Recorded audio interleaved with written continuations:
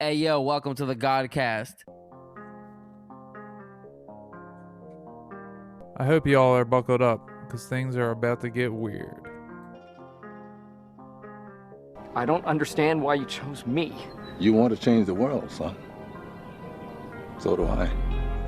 Where are we at in terms of history on the timeline? Where are we exactly? I'm just trying to uncover the truth and bring forth what I can see as the truth. The Bible seemed to be predicting more things than any other conspiracy theory type information, Look, one thing's for certain, that there is so much power in the name of Jesus Christ. That I know for sure. Welcome to Godcast. Welcome to Godcast. The Goodness Over Darkness. The Goodness Over Darkness podcast. Here is your host. Here's your host, Emmanuel Kingman. Emmanuel Kingman. Welcome to the light. Welcome to the light. It's showtime.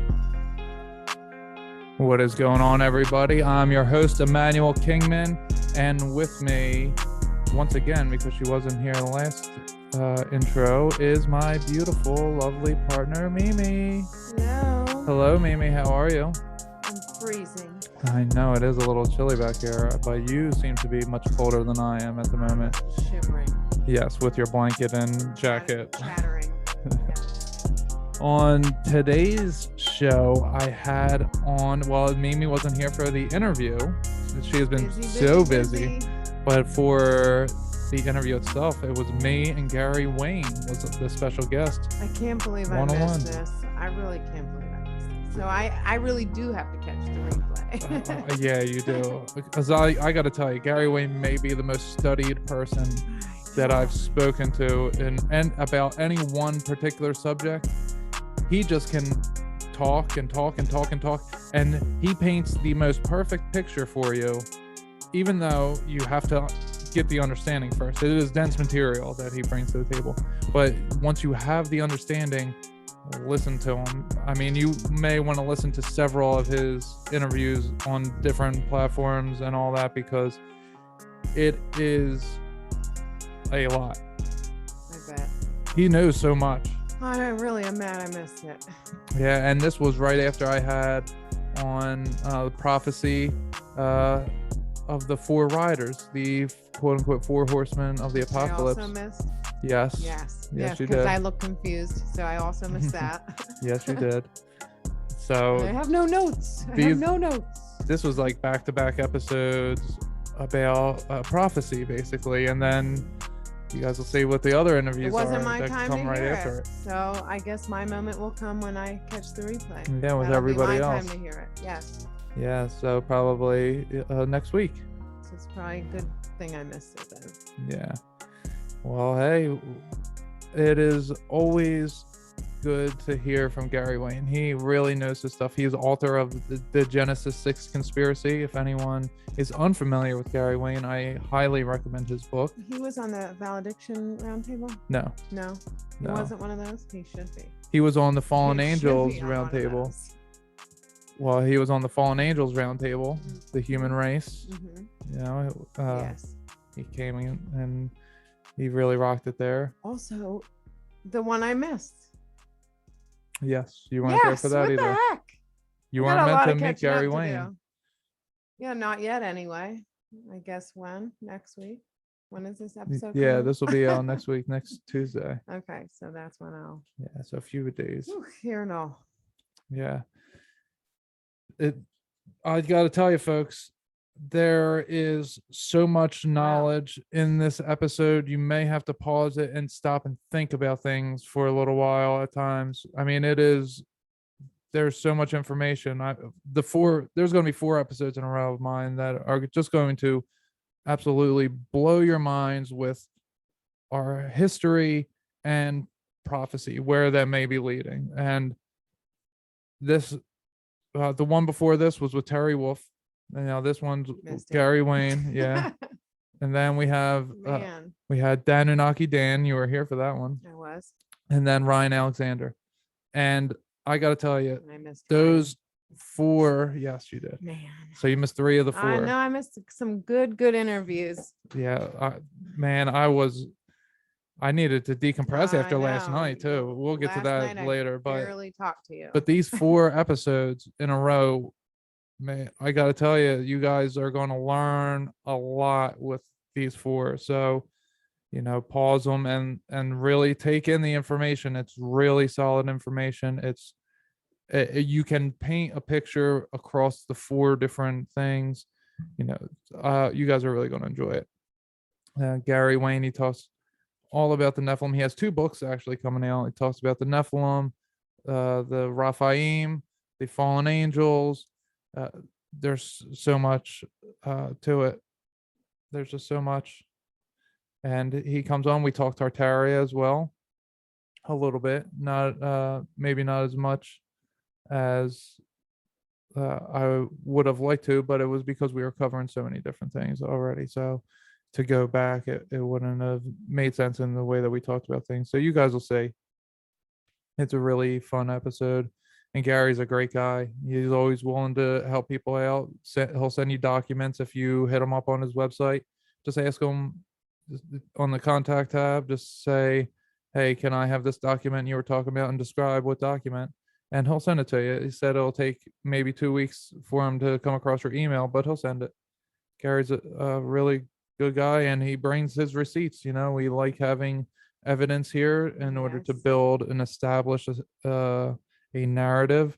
And sometimes there isn't always evidence, but when there is, it's a good thing. Right. And he filters everything through the Bible. He wants to stay on track with the Bible and see how the current events match up along with the bloodlines. He's very steady with the bloodlines. I mean, you can hear him on so many different podcasts, and he talks about it is maybe the same subjects over and over, but it's so deep and dense and so much to it that you got to hear the different sides of it when the different hosts will bring it out of him. He's like the Batman of Bibles, conspiracy theories, Gary Wayne, Bruce Wayne. Yeah. I think that's all I'm sad I missed it. we're going to do. But I'll catch it when I need to. Yes, you will catch it when you need to. It is great fun to speak to these types of people that are so expert in their field of study that I'm just blown away after the conversation. And I gotta tell you, I am still blown away after, and I'll have to listen back too, just to make sure that I know I heard everything. Yeah. This is one that I'm looking forward to hearing because my again. brain will get stuck on a word or a sentence, and then I won't even hear what comes after that for a while until my brain has fully processed, what I was questioning. Oh yeah. Yeah. Okay. Let me have. All right. So I think we're all done here for the intro. Make sure you check out my website, emmanuelkingman.com. Hit me up for some energy work. Hit me up if you just want to chat. Send me an email. People have been emailing me lately, so that's pretty awesome that I've been talking to more and more people and just having good conversations with people. That's what it's all about, right? All right, make sure you do that. Make sure you stay tuned at the end of this episode for a preview of the next episode. And before we go to Gary, we are going to have a little visit from our sponsor here. So I want you guys to sit tight and check out our sponsor. Oh, and you guys can also check out the video on my YouTube channel as well if you want to go on there. So I'm going to put it on the screen here. Let me share my screen. And for everybody listening, you guys can check it out. We're going to take a quick time out to hear a word from our sponsor. Have you awakened to the horrors of this world? Are you running around lost, confused, and scared? Have you seen an uptick in conspiracy theories lately? Welcome to hell! Did you know the Bible tells us that this world is ruled over by Satan? Are you familiar with Satan offering Jesus Christ the kingdom of earth if he were to pledge his allegiance? It's crazy, I know! The first time I heard that the word nephilim was in the Bible, and that it roughly translates to giants, I knew I wasn't being told the truth. Once I found out that the same bloodlines of U.S. presidents and British royalty could be traced back to the Old Testament bloodline of Cain, I knew I had found the truth. Is everything a conspiracy? Of course it is. Satan is conspiring with fallen angels and demons to keep you uneducated and disconnected from God.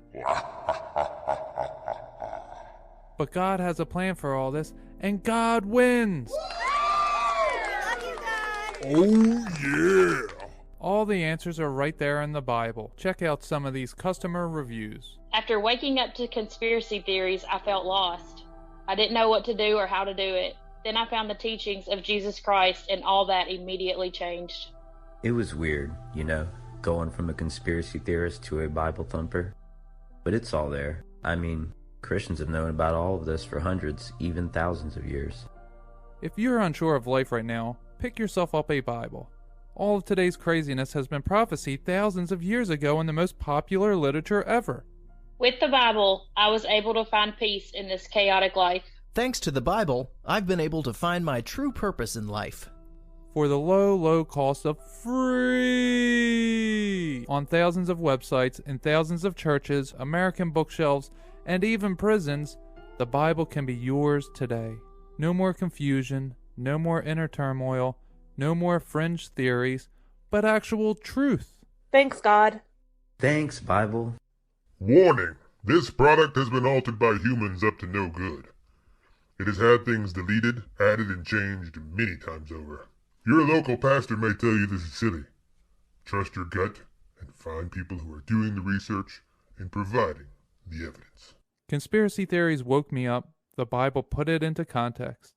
I am now free of fear and filled with loving compassion. Thank you, Jesus. And now, back to the show. All right, folks. There you have it. That's all right. So there is the sponsor. That's it. Yeah. It's done. Yeah. So make sure you go check out our sponsor, the Bible. Make sure you go check them out and just give it a try. See what happens. All right. Without further ado, here is Gary Wayne. Hello, everybody. On today's episode, I have on a guest who made an appearance on my first roundtable discussion. He is so knowledgeable about the Bible, all sorts of beings that were living in our past, and he has clarity of the truth versus the lies through the use of Jesus Christ. Everybody welcome Gary Wayne back to the show. Welcome to the show, Gary. Welcome back, I should say. How are you? Well, and thank you for inviting me back. And I'm doing just fine, staying very, very busy.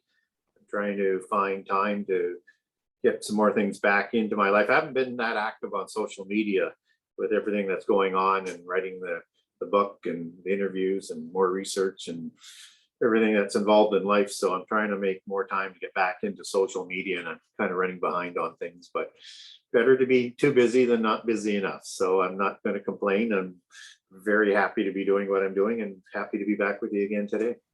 Yeah, well, I mean, you are one of the people that I realize is really got me to start looking at the Bible in a new way, filter conspiracy through the Bible, of all your research on the bloodlines and how it really shows that all the people who are in the secret societies of today, the ruling elite, as some may call them, they're actually related to the Old Testament biblical bloodlines that are talked about in there.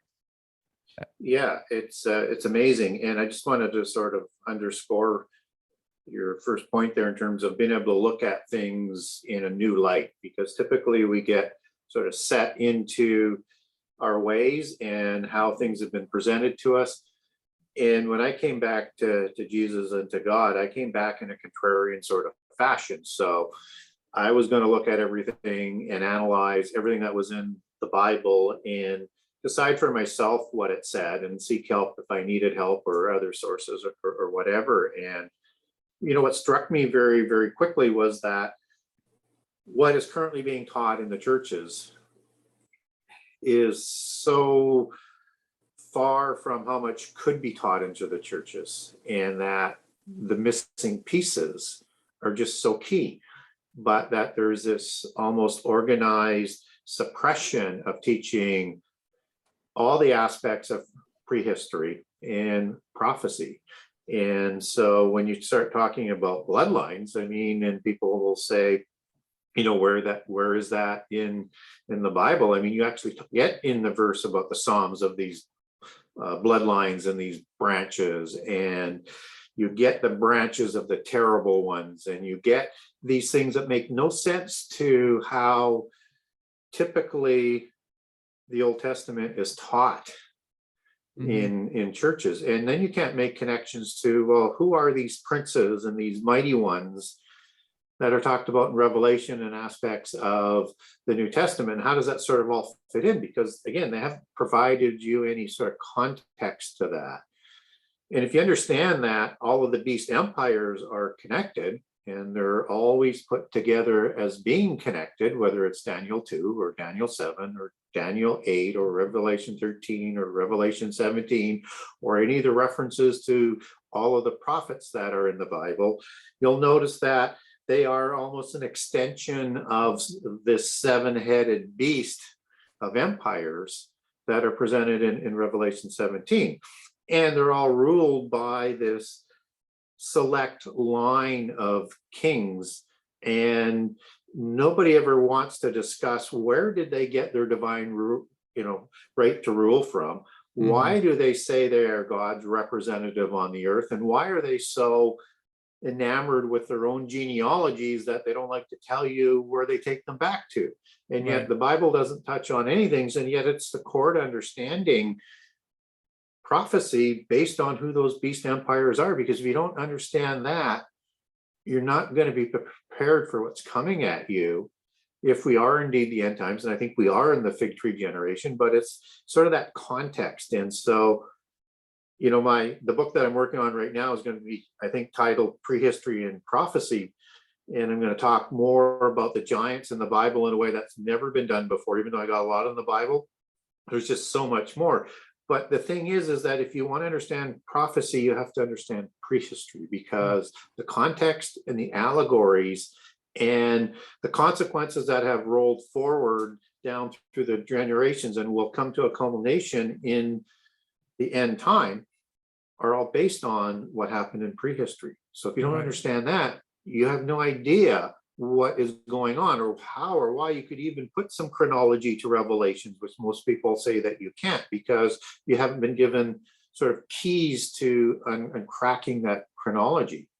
Right. And I think that if we have the mindset that, oh, just maybe some random person in the future, well, far off distance, is going to become something, like it makes it seem like it's an impossible thing, that just some random person will be the antichrist, some random thing. But then when you start realizing, like, oh no, this is direct descendants are always the ones who are in this position, and there's direct descendants always in this position, it makes it very different.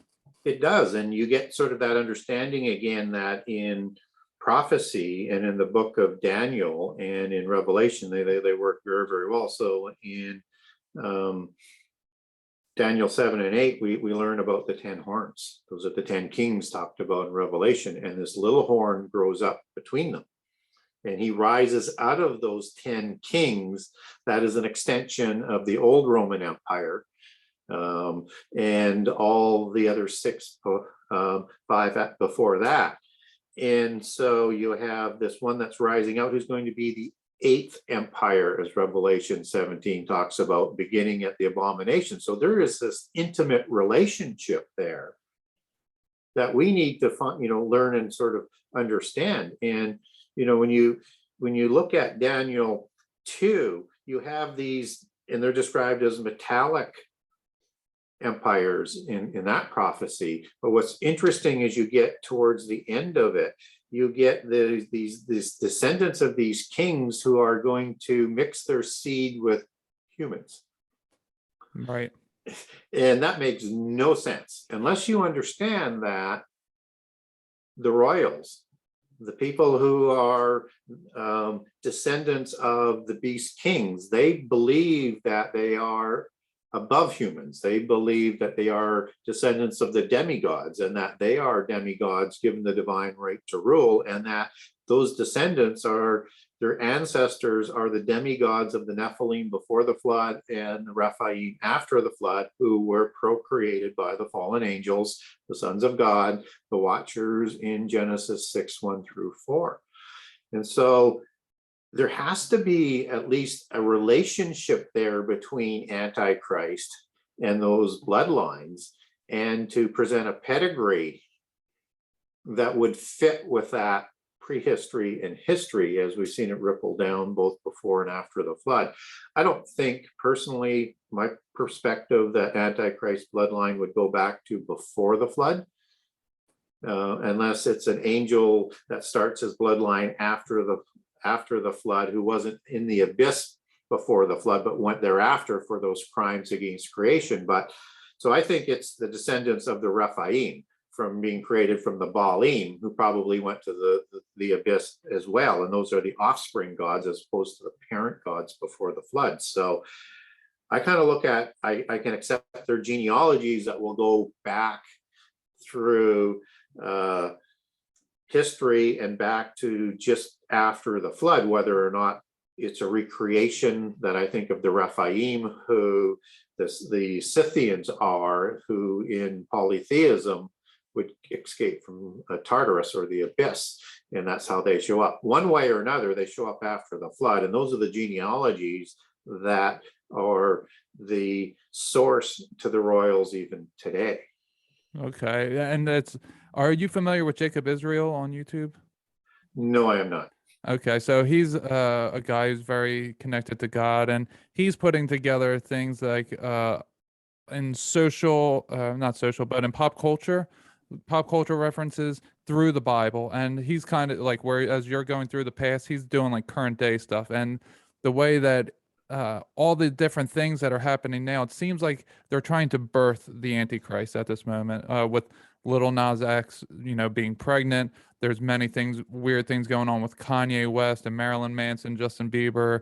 There's a lot of weird stuff going on right now, where it seems like they may be trying to birth that little horn at this moment that you were just referencing. Well, and if you look at some of the astrology presentations that were going on in the last couple of Decembers and the alignment, and so polytheism will rely on those types of signs as opposed to the signs of the Bible, right? There are two different kinds of signs that are already in play. So expect a little bit more of that. Also expect, and just so if people aren't aware of sort of how I come about prophecy, one of the things I do that I'm surprised isn't done more often is I don't relegate what Jesus said to be secondary. I put everything around what Jesus said, and that he gave us a chronology and not in a topographical or topical order, but in a chronology that has the abomination in the midpoint, just as he references Daniel. And that word then is used quite often when he's announcing another sort of event or a sign. And that's the Greek word to, which means then, thereafter, at that time, and then, going forward. So you get the exact words that gives you a chronology, and you get the midpoint measurement there. So it's pretty easy to understand what's going on in prophecy if you listen to what Jesus said. But all information and all other prophecies around what Jesus said, whether it's Old Testament or New Testament, and if you do that, you find out he says that there's going to be many antichrists and not to be deceived. So we're going to be inundated. And we also get that, again, supported in the epistles of John, that there would be multiple antichrists. So we ought to expect that. And if you look at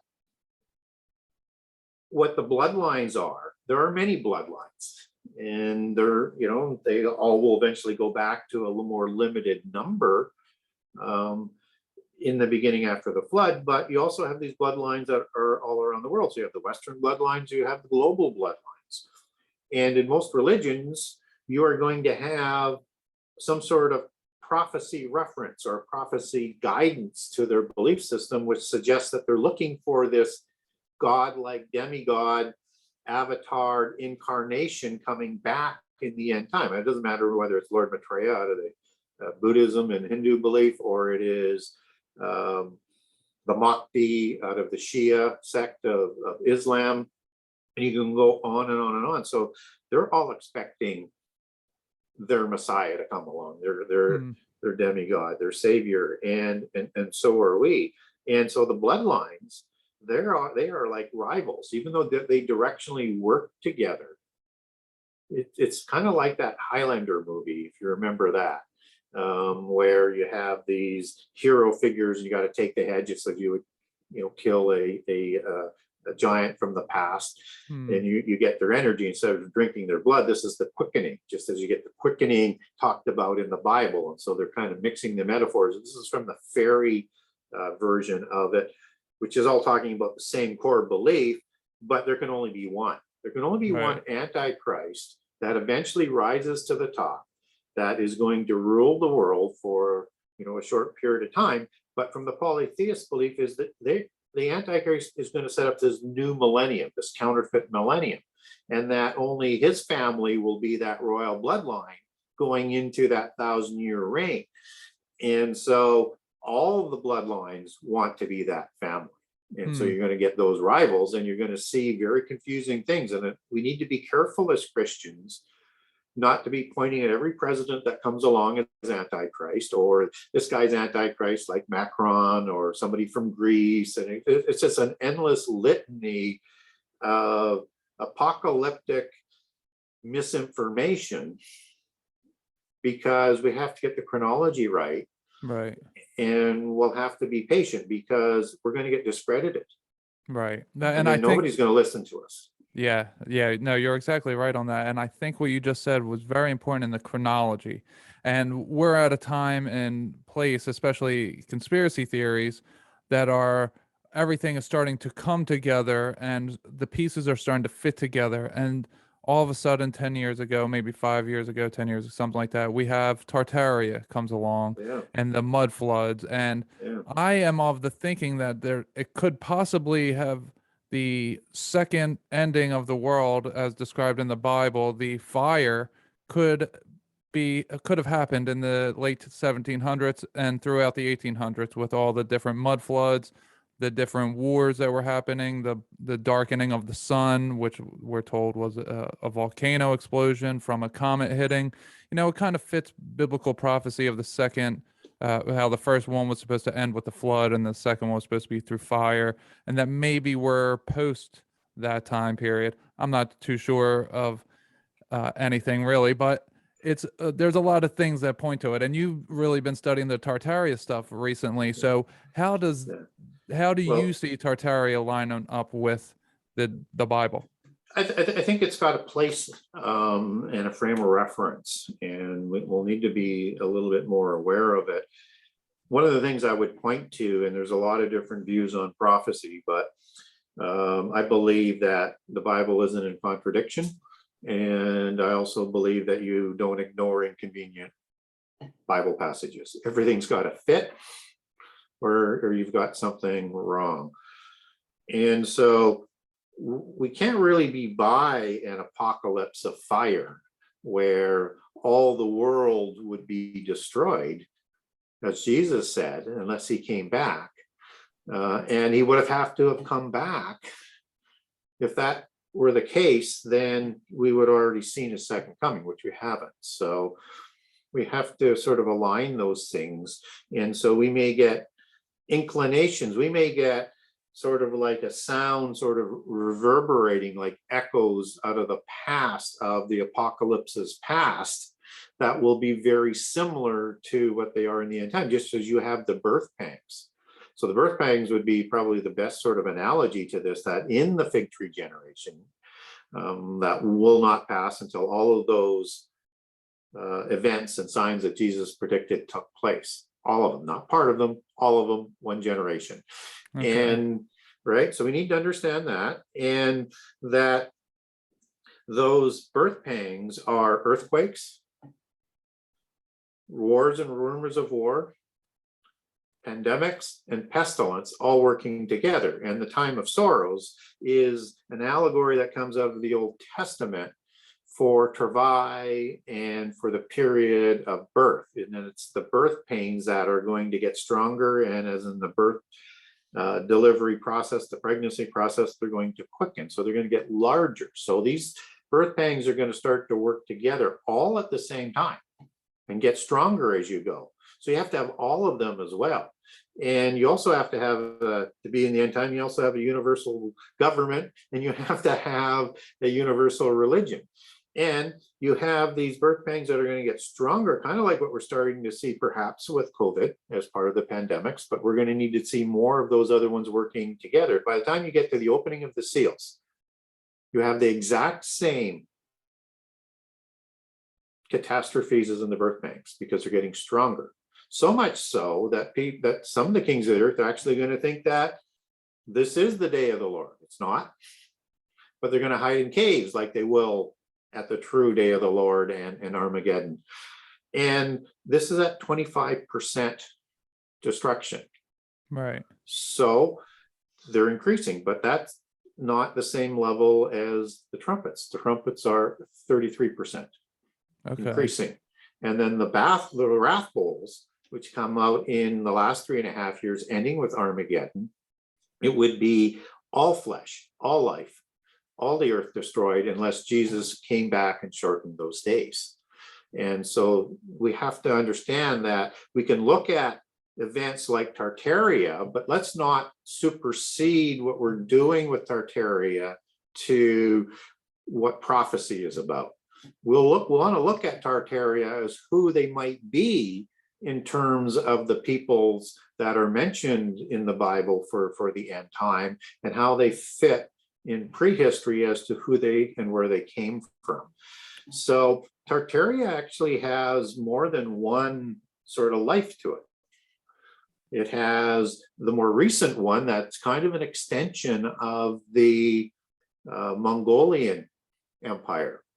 And as you say, gaining through a similarity and almost a kinness that's almost denied today through the connections of who the Mongols are and who the Russians are. That goes back to the Scythians, back into prehistory.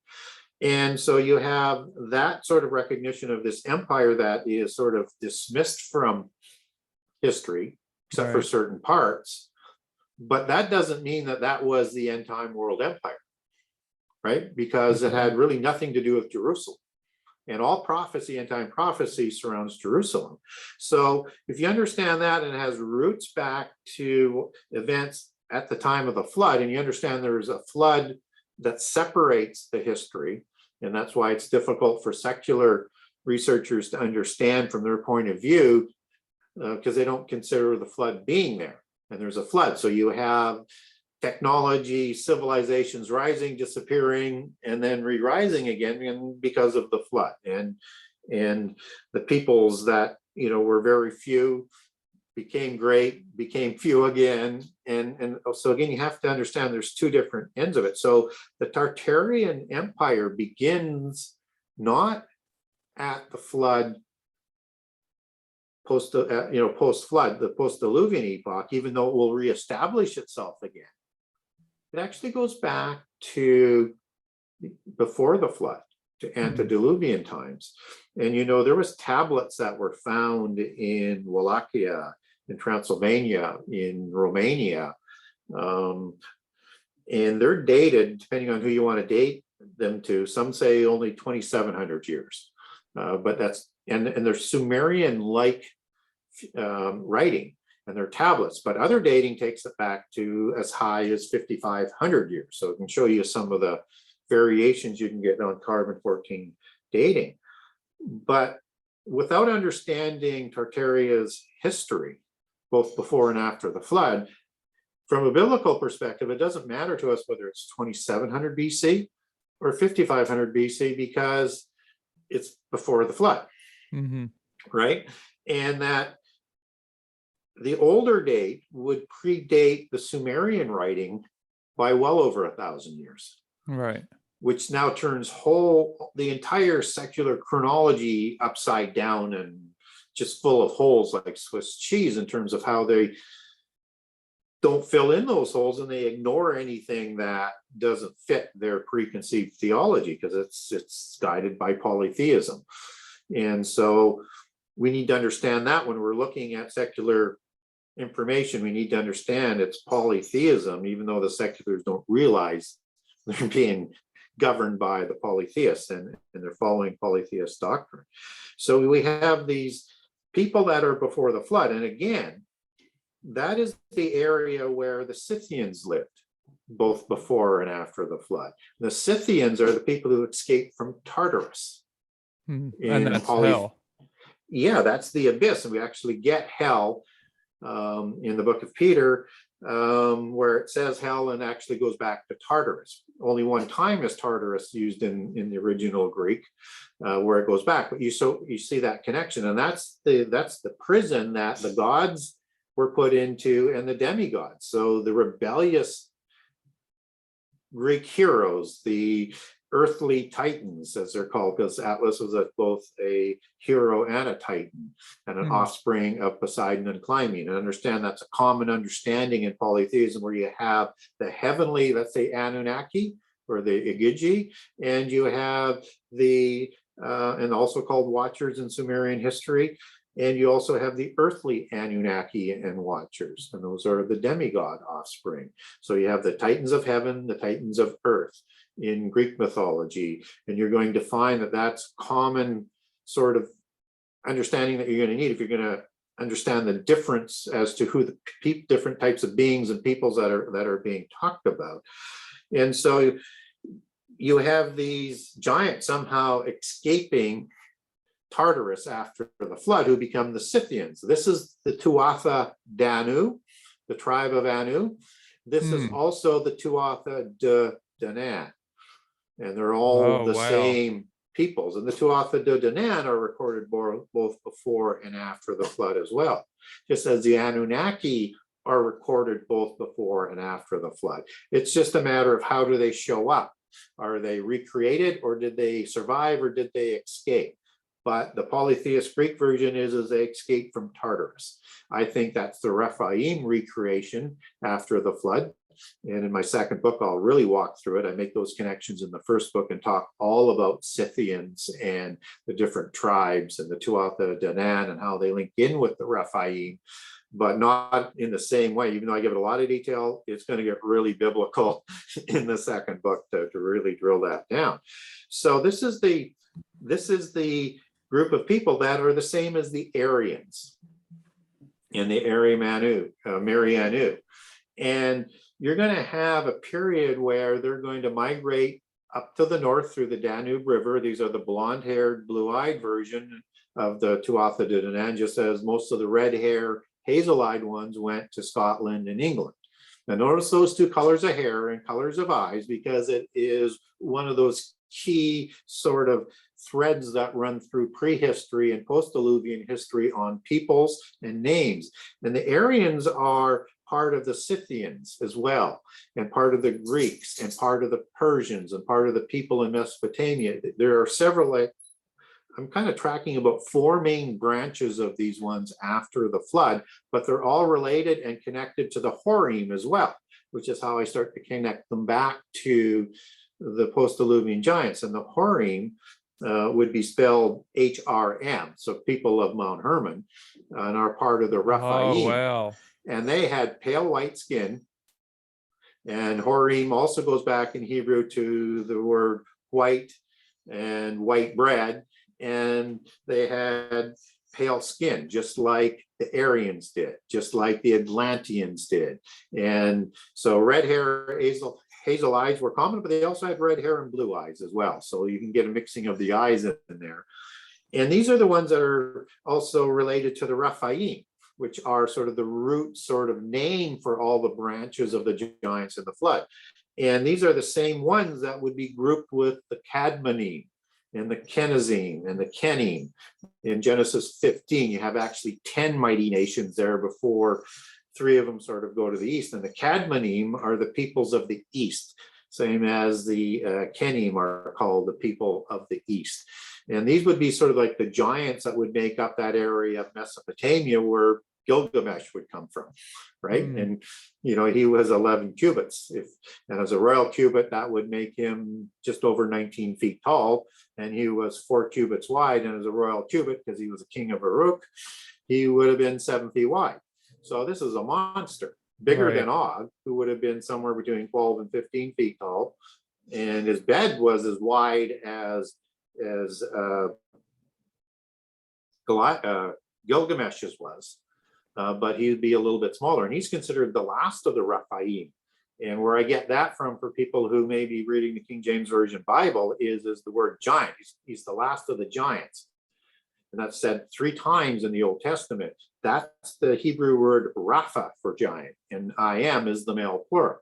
Nephilim only shows up 3 times, once in Genesis 6:4 and twice in Numbers 13:33, where you have the evil part of the report, the embellished part of the report, talking about the anakim as giants. And those 2 words for giants there is the word nephil and the I am male plural. The anakim aren't Nephilim. They were exaggerating because the Nephilim were larger than the Rephaim. Oh, okay. Before the flood, okay? Exaggerating it. And that testifies that the Israelites knew that the Nephilim were giants. But the anakim, as they're described, and the anakim kings that are described in the report by the loyal scouts that went in, are reporting people that are taller than Israel. That's not the anakim. That's the hybrids that intermarried with the Raphaim tribes that produced the Shazu or the Shemau. They're known by several different names, but they were about 6 to 9 feet tall, but the Raphaim were larger. So these were human Raphaim hybrids. The 3 kings that are mentioned are Sheshai, Ahiman, and Talmai. And they are the Anakites. They're the Anakim, as I like to call them. Is that the Anunnaki? That name is very closely related, but typically not. Okay.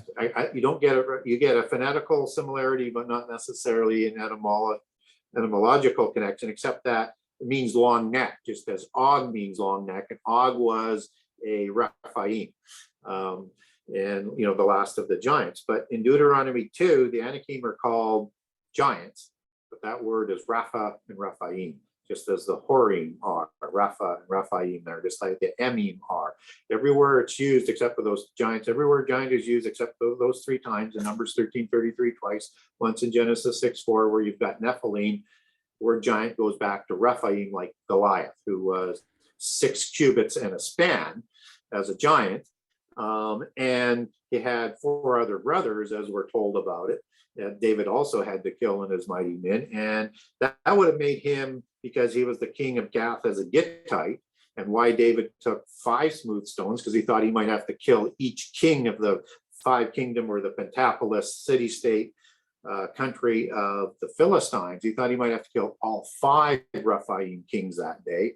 And so he didn't think he was going to miss. But Goliath would have been using, if he wasn't a king and wasn't part of the royal bloodlines, he would have been 9 feet 9 inches. But as a royal cubit, he would have been as big as 11 feet 3 inches, which would have been more than twice the size of the 5 to 5.5 foot average person of the Israelites at that time.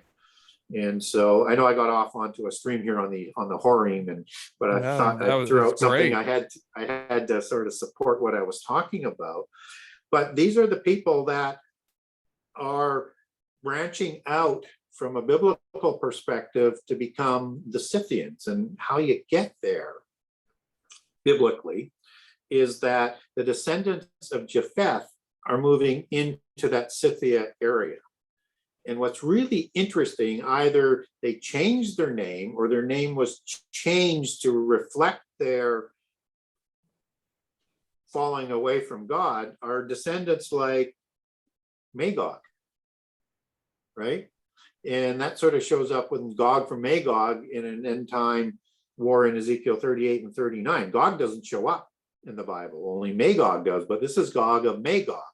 So Gog is this described as a giant when you take that back to Greek or Hebrew, and as an allegory for an end-time antichrist, one of the many end-time antichrists we were talking about earlier. So now when you're looking at, well, where does Magog and Gog come from with a name? If Gog isn't in there, but it's Gog of Magog in the end-time prophecy, it's referring to some people or a bloodline. Well, the offspring of Iapetus, a Greek god, was Albion, which is an important one to remember as a giant as well, Magog and Gog. So I think when they were intermarrying with the Raphaim in Scythia, in the Black Sea area, they accepted the names of those giants. And it wasn't uncommon for that to happen. You know, for example, King Saul, he actually, as an Israelite, takes his name from a Horim in the Dukes of Edom in Genesis 36, which is kind of bizarre, but you get some of those names intermixing into Israelite history. And he was, you know, and Saul probably wasn't his original name, as I write about in the first book. So it's more of a title and a meaning, but he was a head taller than all the Israelites. And they wanted a king like the other kings in the other nations who were all Raphaim or Raphaim hybrids. They were giants and taller. And so that starts to make some sense for people. And so the Scythians then would have interbred with the descendants of Japheth, just as the Canaanites did with Raphaim to create all the patriarchless nations in Genesis 10. And I make that statement that they're patriarchless because 9 of the 12, you don't get a patriarch. You just get listed as families, which means family, yes, it also can mean kind or a different species. And in all of the 70 nations in there, except for the 9 from Canaan, they have a patriarch that is listed. So Sidon and Heth are the sons of Canaan, but you don't get that as being explicitly said. There's one specific, and I think Rapha might be a patriarch of the Rephaim giants as well, and each of the tribes of Rephaim will have a patriarch. So we get one patriarch listed in the Bible. His name is Arba, that Hebron was named for, the city of Arba, Kiriath Arba, and he is the patriarch of the Anakites, the anakim. But his name isn't in the table of nations. We don't get giants. We don't get Rapha in the table of nations. We only get the descendants of Noah, who had a Noahite patriarch, father. So why do you think that is, that they're not listed in there? Because they weren't given in the inheritance, as Deuteronomy 32 tells us about the 70 patriarchs for the 70 nations, right? That are actually going to be governed by rebellious angels from the council of gods in Psalm 82, but they weren't given an inheritance. They are illegally created beings. The earth is for the descendants of Noah, humans, the descendants of Adam, not the descendants of, but they usurped those nations, just as, you know, the gods were ruling over those nations. And so you have, as it lists out in Deuteronomy 32, you get the 70 nations that are listed as the number of the sons of Adam before the flood, same 70 nations, same human genealogies, and as the number of 70 as the sons of Israel, which Israel in some translations is in there, and that's a compound word that is listed before Israel's even created. So Israel's named after by a title name from Jacob to Israel, with this being a combination of Sarah and El, and for, you know, the ruling God Almighty is basically the name. So it's not talking about or the sons of God Almighty, which are talked about in Deuteronomy 32, not the sons of Israel that hasn't been born. That's not a contradiction. It becomes sort of true, but that's would be from more of a prophetic nature. But these are the sons of Jacob that are born in Egypt. And that matches perfectly with the 70 patriarchs that are listed in the Table of Nations in Genesis 10 and First Chronicles. And so when we look at all of that, then what we can look at is that giants were pushed out of the covenant land for the most part, just as they had also migrated out. So they had to go certain places.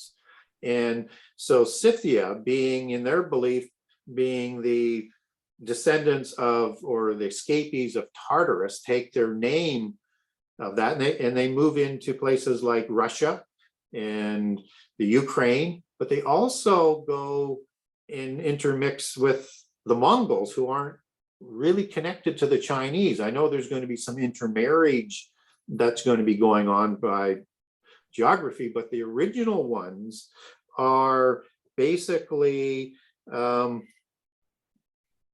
these Scythians that had moved out, which are the people of Tartarus. And the same with the Russians. They are the people of Magog and Gog, right? As they're going to show up in the Bible. And the Cadmonine are like the kings of the East as the descendants. So you've got these players that are showing up if we sort of understand who they are. But, you know, when you look at, and I'm just going to look at a few notes on here, but basically, you know, Mongol comes from the Greek word great. And I'm just working off a fellow by the name of Dr. Johnson's research on it. I've not verified it, but what he says makes sense in terms of a lot of the things that were made up. And Mongols were Scythians from Russia and Siberia. And then, okay, right? So that starts to make sense. And they're the same people as the Muscovites and the Cossacks. So this is that greater sort of empire that's being referred to from Siberia and Russia, you know, to Mongolia and beyond. And so even Marco Polo referred to them as the Mongols as Scythians. And what's really interesting, and you're going to like this, is Genghis Khan had red hair and hazel eyes, right, according to his descriptions. I actually talked to a man named Ryan Zem, who really breaks down the Mongols and Genghis Khan, and he talks about how Khan actually, one spelling of it means king of kings, that Khan means king, and yes, that Genghis Khan actually fulfills some of the prophecy of the second coming, which may actually just be an antichrist. He feels like the first 4 seals being broken, and he listed them out. So, but he went around conquering in a violent physical way, and they ate their own. When they would kill their own, they would eat them, and that they were actually preaching Christianity and while doing this conquering. This is a very strange. This is not what we're taught. You know, it's not what we're taught. And you know, the Cossacks were the Tartars, and the Tartars are the same thing as, you know, as members of the Tartarian Empire. And what's interesting is that King Og is a lot of times connected in as the King of Kings as well, along with Agag or Agag, part of the Amalekites, and understand that the Amalekim that are in Genesis 14 predate Timnah, a Horim, marrying Eliphaz, son of Esau, to create the Amalekite hybrid nation, because Timnah is the daughter of Seir, who is the chief of the Horim in the Mount Seir area, named after him. And Seir goes back to the root word satir, which is a devil goat god or a fallen degraded seraphim angel. And I mean, the connections just run so deep. But anyways, these Amalekim in Genesis 14 are another, you know, form of giant. And it's important to understand that the Amalekites and are connected in with the Kazites and all of these Aryan types of nations, and Tuatha De Danann nations are all the same name for the same types of people. But Agag, getting back on track, was the king that is listed in the time of the Exodus, who would be like a son of man type of figure, except that he, you know, the son of man that is still sort of prophetic at that point of time would be much greater. And that's in Numbers, in the book of Numbers. And Agag is translated in the Septuagint I'm not sure it's quite accurate, but possibly could be as Og, or as Gog, I mean. And Wow. so is Genghis Khan as Gog is maybe? Well, I think it's all sort of part of, in terms of how they understand those terms, King of Kings, because Genghis Khan was also known as Og Tartar. Oh, wow. Wow. And that there's a lot, and I've not been able to find evidence, but they suggest that his lineage goes back to King Og, but it could go back to, this Agag that's in the Anakim bloodline. And Agag is a patronymic term, right? You get Agag that shows up more often. So it's a title like a Pharaoh or a Caesar. And that's what's important about that sort of King of Kings that is being talked about in the time of Balaam and the Exodus. And Agag shows up in the time of King Saul. So you get this patronymic period. And Agag is this, this sort of, as you get other accounts that are drawn in, he's this giant that's leading the Amalekites, and King Saul doesn't want to kill him. I guess he's quite, good looking and fair, pale skin. And, but along comes Samuel, who takes care of it for Saul, and they kill him. And they're supposed to wipe out all of the Amalekites for all the horrible things they did in the Nephilim wars, or the Raphaim wars of the Exodus, beginning with the Amalekite war, where Israel wasn't even trained for war. They were unarmed nation of slaves, taking on one of the most powerful nations of that period, next to Egypt, probably. And the descendants of Esau, who lost his birthright, his blessings, and the Messianic blessings, I think they were trying to wipe Israel from the face of the earth to inherit those blessings and present their dragon Raphaim bloodline Messiah. So Agag also shows up again as Haman, the Agagite, in the time of Esther. Agagite means the descendant or bloodline of Agag, and he's the one who's trying to wipe Judah from the face of the earth in the Persian Empire. Wow. And so this sort of goes on and on and on and on. So this Agag was an esteemed King of Kings title that seems to be connected to, Genghis Khan through the Scythians, and them all being sort of those 4 different branches or so of giants that show up after the flood. I know that was a very long answer, but I was, as you start opening up these doors, I feel like I need to sort of give some context so people don't think I'm making things up at times. So, yeah, no, just kidding. It's definitely a lot. I mean, it's a very dense thing. So let me ask you, do you think that maybe NBA players are somehow related to the Rephaim? Like, was there some kind of mixture between the Rephaim and the humans? Oh, there was a significant intermixing of Rephaim. I mean, all of the Canaanite tribes were intermixed. Yeah, because these NBA and NFL players, I mean, they're just monstrous. And they're so athletic and all of the things that they represent. Are they descendants of that, do you think? Well, they could be. I mean, we don't know. What we do know is there's bloodlines and there's genes. And so the gene of Isis is a gene that they're looking for in all of the DNA research and data banks and things that they're forming. Really? To find the gene of Isis. And Isis is, the post-Diluvian Queen of Heaven in Egypt, and a Mother Earth figure. Lady Liberty, right? Yeah, and later Liberty.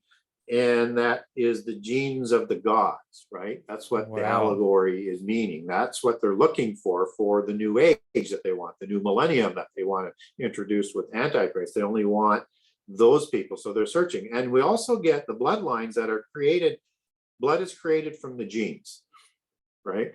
And so if you want to understand the bloodlines and a possible connection with Rh negative, you have to understand that Rh negative means there's missing antigens. So if there's something missing in, let's say, the positive bloodline for humans, as the argument would go, then how could you add something by having something missing? That's not what you're looking for. You're looking for the genes that are added that make up the blood, right? They're manifested from the genes. You need to sort of understand that concept. And the Rh negative blood is very, very common amongst the royals, too common. Okay. And, the most common Rh negative, which depending on the survey and research you're going to research, is 50 to 80% Basques have Rh negative. And the Basques, they actually call themselves in their mythology Homo Atlantis. Really? They believe that they, after the flood, started the post-Diluvian Egyptian Empire, the Mesopotamian Empire, the Scythian Empire, and migrated to northern Spain and southern France.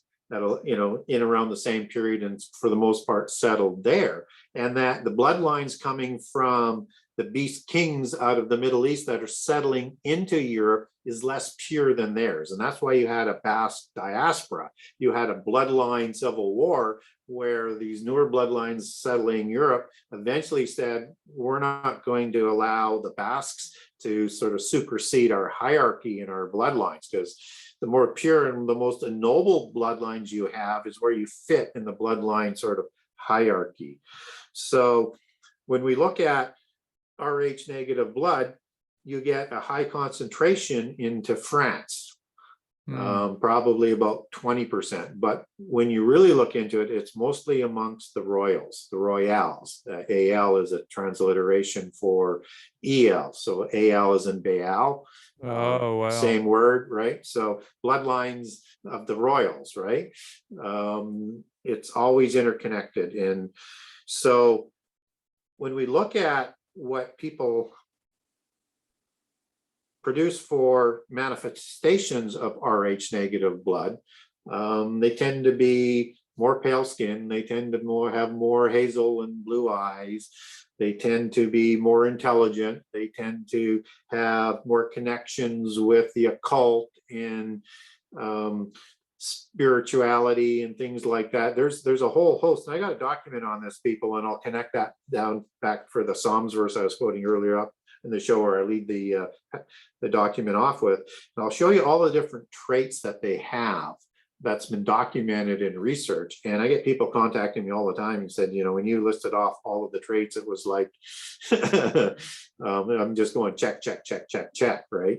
So there's something to that DNA that's being passed on that produces the Rh negative bloodline that creates not a nephilim, but it creates manifestations of something that might have been there before. And I'm not saying people of Rh negative are raphaim, or they're not being able to be saved. I don't think when you inherit something innocently that you're going to be judged for that. That makes no sense to me. And even the sins of the father in old Israelite law only went to the fourth generation. So I see nothing biblically so I don't want to get people to get too concerned. So you have all of these science organizations and research organizations collecting information on blood. You have blood banks all over the world.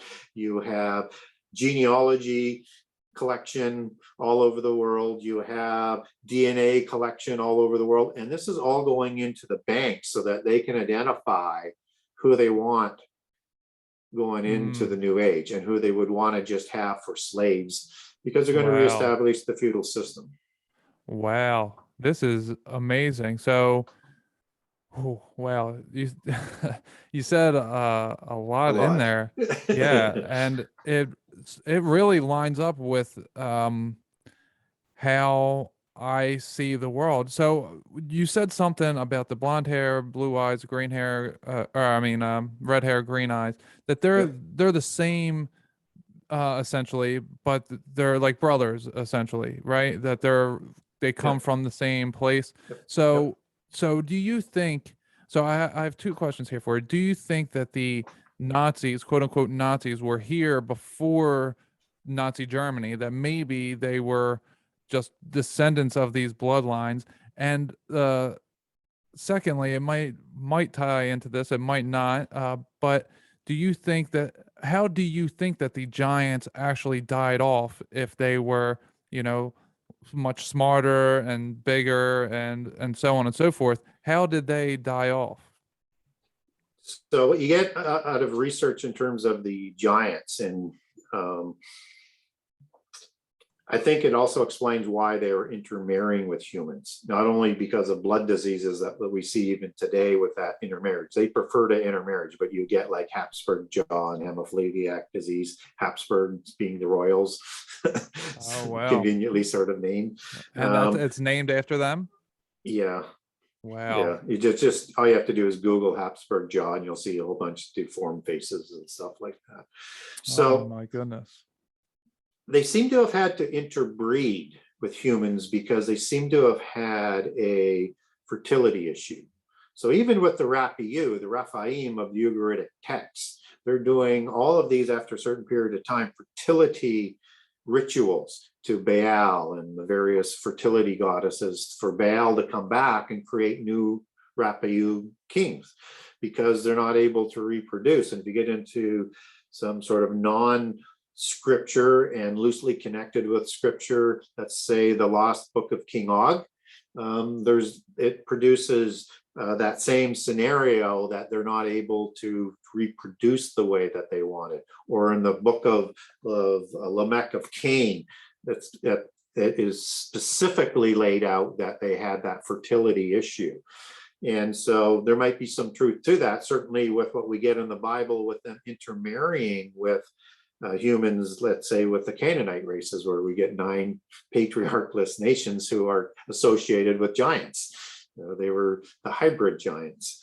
And so the giants I think they had to do that. I think they had to do that to reproduce. Okay, so the giants already existed without the Canaanites then? Yes. So they were there before. The Raphaim are, on all the Raphaim nations, had settled there previous to Genesis 10, because that happens after Babel, right? And so the giants are created shortly thereafter, and Nimrod becomes a mighty hunter and becomes Gibberim-like. And according to the Septuagint's version, again, not that I know it's got a lot of inaccuracies in it, actually says that Nimrod made his reputation by killing giants. Yeah, that's what I'm familiar with. So they were there shortly after the flood, and were the Aboriginal nations, as they're described as you take it back in Strong's Concordance or Bible dictionaries, in the Covenant land, that after Ham is born, and then the sons, they're going to go and live amongst them, right, and create these patriarchal sort of nations. So yeah, we get sort of a confirmation of that, of what is going on, and the Rephaim become the kings, right? Okay. So when we're talking about in the Bible, when Cain kills Abel and then he's kicked out, he's sent out, and Cain is afraid or something to the effect that he's going to be killed by others, and then somehow he ends up with a wife and reproducing children. If Adam and Eve were the first ones there, then how did that happen? That happen? Well, so were the giants here already? Well, I will say no to that, although polytheism would say yes. Okay, so first of all, just so that people know, that when Seth is born, Adam is 130 years old, and more sons and daughters are born thereafter. So they're just not talked about. Yeah, but there's this gap, right, between Cain and Abel and Seth. And so we don't know how long Adam and Eve were in Eden, but what we do know is that once we get the story of Abel and Cain, they're offering like first fruits, or supposed to be offering first fruits, but Cain doesn't. He just makes an offering. And that's why it's not as rejected, and that he's not favored by God, and then all sorts of things in his thinking start to go wayward, and he kills Abel, and then he leaves, right? So he goes east of Eden into Sumeria, right? And he is going to marry somebody immediately because he finds somebody. And then he's going to build a city, which he names after his first son, Enoch, not the same Enoch as son of Jared, Which is the same book of name. Enoch. Yeah. And so you have to keep those two names straight as well. And who are you building a city for? And where did she come from? Okay, so I said earlier in the show that I do not believe the Bible is in contradiction. So if when you get the day 6 account of people who are made in multiple, male and female, and told they can eat of anything of the world and, of all the trees, and to mass produce, and then you get the Eden account where you have Adam created in singular. Sometime later, Eve is created. They can't eat from the tree of the knowledge of good and evil. They're not spreading around and multiplying around the earth. They don't have sons and daughters until sometime after being ostracized, and a whole host of other details in terms of the chronology of things, in terms of what Adam is going through and doing to what's happening in day 6 is totally out of sync. It contradicts. Okay. So are they two different creation stories? So the only way I can reconcile it is two different creation stories. And those would be the people of day 6 that Cain is going to intermarry with, which then starts to fit nicely with your understanding of he is going to, become like a king over them, bring in the knowledge that he was taught by Adam, who was taught knowledge for civilization, crops, everything, because it's this huge garden that's more than a garden. It's got orchards in it. It's got crops. It's got rivers running through it. It's got animals. It's got farming, ranches, the whole bit. So there's a lot of knowledge that needs to be taught, but all used for good until he eats from the tree of good and evil and then no longer has access to the tree of life. So not a very good trade, but that's what they do. So as it goes in Masonic history, who takes their beginnings back to this and this knowledge that Adam was taught, and the gaining of knowledge of good and evil that's taught to Cain, is taught to Enoch, that develops into 7 sacred sciences. This is the knowledge that they're going to be taking to the people they meet up in Samaria and or other places around the world, because in day 6 people went around the world, and in Masonic history you had 4 races back then. And so that's where the knowledge comes from. And then those are the daughters between the Canaanite marriage and whoever he marries, and the people that they're going to rule over and set up as kings are going to provide the daughters for the sons of God in Genesis 6. Okay, so I just want to break this down to see if I have this clear. So the day 6 creation were people that maybe they weren't of the same creator as God, and I didn't say that. Okay, well, okay, I'm placing that in, but okay, but they're a different creation, I'll say, than Adam and Eve, and they worshipped Cain. He met one of them. He took one of them as a wife, and they worshipped him as a king because he brought all this knowledge to them. Yes, that he worked with the gods on. So then we're talking about somehow Adam and Eve are something, a different creation than the rest of the world. They're a separate creation. Okay. So if you take the word man in day 6, that's the Hebrew word Adam, which is the same word and name used for Adam's creation. Yeah. So they're the same species. And I think that's where the 4 races come from. At least the other 3 races come from the people of day 6, perhaps, and maybe all 4, right? So Adam would have been of one of those races. And I think that's reproduced after the flood, the races, through the wives of the sons of Noah, because we get all 4 races. Okay, so I have actually come across this in my research a little bit. What you're saying, the 2 different creations being, and I found somebody who suggests that it's 2 different creators. That so when it says Adam is different than Adam, it's only capitalized when it's talking about the one Adam, but it's not capitalized when it's talking about just man, which is Adam. And he's suggesting that El in the Bible may be referring to someone different than Yahweh. They may be two different Well, and creators. Yeah. So let me say for the people that are listening, if you want a document on the day 6 versus Eden people, I have a document I can send you if you get hold of me through the website, and just ask for the document. I also have a chart that sort of lines up the differences on the verses.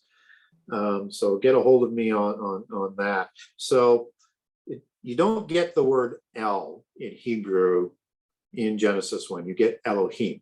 Right. Okay. Okay, and that can either mean multiple gods, but some people would look at that as being the angels. Mm-hmm. But I'll debunk all of it here in a second. Okay. And in beginning of Genesis 2, you have Elohim, but by about verse, I think it's 5 to 8 in there, you get Lord God. Right. Instead of just Lord or God, you get Lord God. Now you get Yahweh Elohim. Right. So are they Okay. Lord God as a title of God, and is God just God? Well, you're getting a separation, and I don't quite get into the theology of it in the document, but here's what's going on. So what we do know is when God spoke, everything is created. And when God speaks in days through 1 through 6 and 7, things are happening, right? Mm-hmm. What we also know is in John 1 is Jesus is sort of the oikatarian, the dwelling place of the soul and the body for the spirit of the word. He is the word made flesh. And in Colossians chapter 1, I think verse 16, the word made everything, just as is described in John 1. So when God speaks, that's the word, right? Right. And that's who created all things. So that would be in contradiction then to say then that God or the word, and in conjunction at God's command, the word created all things in Genesis 1, right? Because he created all things, including the angels, right? Right. In Colossians. And so what's going on here is you have sort of the God Elohim as the superlative God that would include the Spirit of God, the Word of God, and God, the Father, right? Mm-hmm. Now you have being introduced Yahweh or Jehovah Elohim in Genesis 2. And this is now going to be for the creation of Adam, who's going to receive the Spirit, right, for the soul and the body. And then through Cain and Adamites later, they're going to pass all of that to intermix with people of day 6 after Eden. So they're being created for a special sort of creation that is going to eventually produce Abraham, that's eventually going to produce Jacob, that's going to produce Judah, that is going to permit the word to be made flesh through the Holy Spirit into Mary, right, for his oikatarian, so they could interact in the world physically and to atone for all of the sins as the creator at God's command. So sort of everything sort of fits there. So it makes sense then that when you are looking at the words in the New Testament where it's talking about the first man, Adam, and this is the new Adam, Jesus, that is the beginning and the end. He's like the alpha omega of everything. So the creator in the beginning for a specific purpose of Adam to become the son of man and to be sacrificed.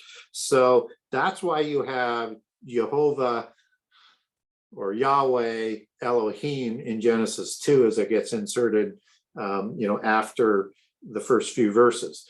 And so then you have to be careful as you're looking through the Bible when it's talking about God or Lord God and which word is it going back to, so that you know what is being talked about here. And anytime the word is involved, that is including God. So it's not out of sync with that, and including the Spirit of God, just as Jesus did everything separate from God on earth because there's distinct as the branch and being the servant of God.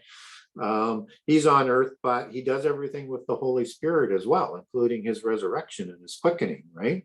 Mm-hmm. So everything is in perfect sync. So I'll mention the differences between Elohim and Yahweh Elohim, that's in Genesis 2 in those documents. But understand that my perspective and my biases is that the Bible isn't in contradiction. Okay. So you have to look at the details to say, okay, why is there that difference? Because that's something different going on with the creation of Adam. Right. Okay. Yeah, it's very interesting that it would say Lord God sometimes, and other times it says God. I think that maybe God was the first word for father, that maybe Adam referred to God, that's dad, essentially. Yep. Yep. And Lord would be like a title more so of maybe someone else. Well, that is, as you understand it, as it's poorly translated out of Hebrew. Okay. Right, because it's clearly, it's clearly Yahweh, and it's clearly Elohim, if it was translated properly. And I think there's a sleight of hand there, because Lord comes from the Hebrew word Adon, and Adonai meaning my Lord. Adonai is the name that the Gnostics and the Freemasons assign the God of the Bible as a name. Okay. The Gnostics and the Freemasons call Adonai the God of the Bible? Yeah. Okay. Yeah. And again, I have that in my book for people who want to read through my book and find it. It's in there, and I give the accounting of that. And so, I would prefer, just God in all of the places, just if you want to use some sort of word in place of Yahweh or Elohim. So when you roll forward now to Exodus and the burning bush, and that when Moses is being spoke to and he asked for what name should I use, it goes back to the word I am, which is the Hebrew word for Yahweh, it's the Hebrew word Haya, but it's the root word for, I'm hoping I can bring it up off the top of my memory now, for Yahweh. Yeah, for Yah. Yeah, well, Yah's the short version that right, the IA. That is connected. So, and the people of Israel would have understood their language and how words are driven from another word and the meaning. So when he said, I am that I am, they would know the root, the word Haya, which is the root word for Yahweh and Yah. Okay. So where you said we are the fig tree generation, switching back to this a little bit, current times, we're the fig tree generation. Where does that align with prophecy? What do you think in your own research and speculation? Obviously, none of this is gospel. Of course, this is interpretation. So, anyone out there listening, obviously you do your own research into things, but where do you think that we are exactly in the timeline and the prophecy? Yeah, and I would underline that, I'm not here to assert that everything that I say has, this level of superiority. Well, you have a ton of evidence. Yeah. You have a ton of evidence to come to your conclusions. And it's fine to agree to disagree, but I like to support what I'm saying so that people can think about that and adopt it in or not. And so the fig tree generation is part of two overarching signs that Jesus provided for the chronological signs that were before, right? So it comes afterwards. So all of those events he talked about before would be fulfilled in the fig tree generation. One that follows is it would also be like the days of Noah, which is the same words, even though it's coming out of Greek and then into English, as in Genesis 9:29, as in the days of Noah, which was 600 years before the flood and 350 years after the flood. So we need to understand both sides of what happened, because it's more than just the godlessness and not expecting the apocalypse. It's about everything that happened in the days of Noah. And I think Jesus used those words explicitly. So the fig tree is important to understand. What does that mean, the fig tree? Why a fig tree generation? Well, in the time of Jesus, when he was on earth, And just before he was crucified, he actually killed a fig tree. He made the fig tree die. And after that, you start to get the prophecies of the destruction of Jerusalem and everything else in terms of the prophetic nature that he's talking about. So he killed the fig tree because he knew the people of Judah, the southern kingdom, the visible part of the Israelites, the lost tribes are still lost from the northern kingdom, who will awaken in the end time and will be called back and will be brought into the covenant. Different rabbit hole I won't go into now. But he knew the people of Judah would understand the symbolism to that. Because in prophecy, Israel, the northern kingdom, is the vine, and Judah is the fig tree. And so that when Jesus says, when you see the fig tree bloom, know that the season is at hand, right? The generation is at hand. Right. So when Judah takes back, visible Judah takes back the land of the covenant, it's going to start to bloom. But you have to make a decision then, is it in 1947 when they declared their independence, or 1948 when they actually won it, or is it when they took Jerusalem? And typically all prophecy is centered around Jerusalem, and this fig tree was killed in Jerusalem. So I think taking possession of Jerusalem is the fig tree generation. Okay. And so if a generation then could be 40 years as a reign of a king that's talked about in the Bible. It could be 70 years as the Psalms talks about, or it could be 120 years of a generation that Genesis 6:3 limited life to, that's in the creation of the Nephilim narrative. And it's not the commission of Noah because the math doesn't add up. And I don't believe the Bible makes math errors or contradicts itself, because the information that we get between the genealogy at the end of chapter 5 for Noah and his sons, you start immediately after that, Genesis 6:1 through 4, where 6:3 and the 120 years comes from, the creation of the giants. And then you get Noah's story again and his commission and how the world had been corrupted. So what you get from that is that giants were a significant part of why the world became corrupted, and the flood's going to come. It's all part of the flood story. And so that's 100 years. Like, he's 600 years old when he goes on the flood. You get the math and you get the age. Like, it's 100 years, no matter how you do the math. Right? So it's not 120 years. That's how long life was limited to at that point in time going forward. And that's why the lives get shorter with the survivors after the flood. Okay. So what do you think is going to take place in the near future? Is it going to be the second coming, or is it going to be so you're saying it could be up to 2067 would be 120 years, or It could 68? be as long, it could be as long as that. That doesn't mean that it has to take to the end of the generation. Okay. So it's within that generation when all of these things will be fulfilled.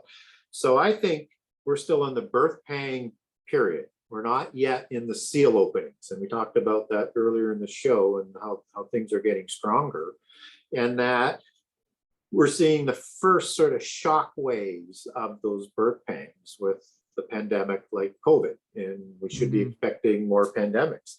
And I think we're starting to see the shape up of the wars that will be coming, with the way China is preparing to establish its sphere of influence as part of the 10 groups of nations or empires for the end time. You see Russia now with a weak president as well, loading up their army again on Ukraine, and they do want to take the Ukraine back because Putin comes from the Ukraine and from the Putyanin bloodline, even though Putin's name only shows up with his grandfather. Typically what happened in the Russian elite nobility class is that when they had offspring outside the marriage, they would give them only part of the name.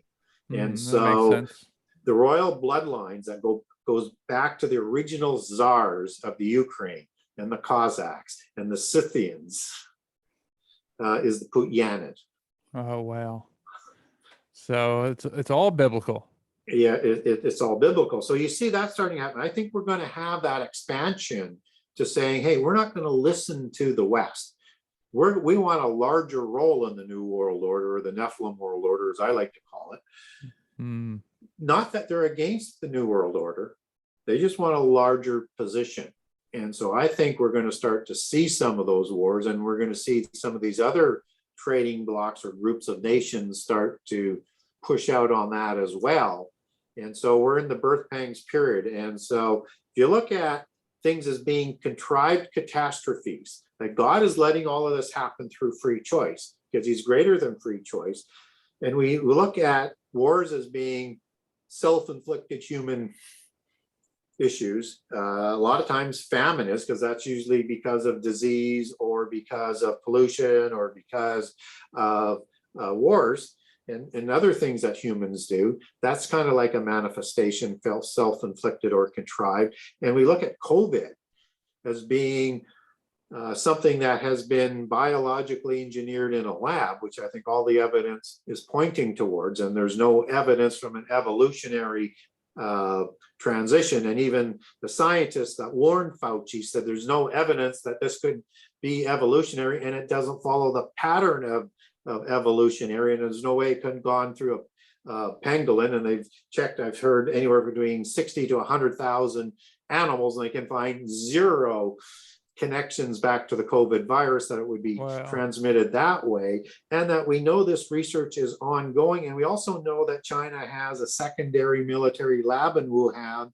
that was overlooking all of this. I'm not saying they spilled it intentionally, right, but it's a self-inflicted wound by the leak, right? Mm-hmm. And it was present during the military games. That was in the October the year before, where they hid that, and then people went all over the world after the military games that spread it. So which I think was we're going to happening see simultaneous to Event 201.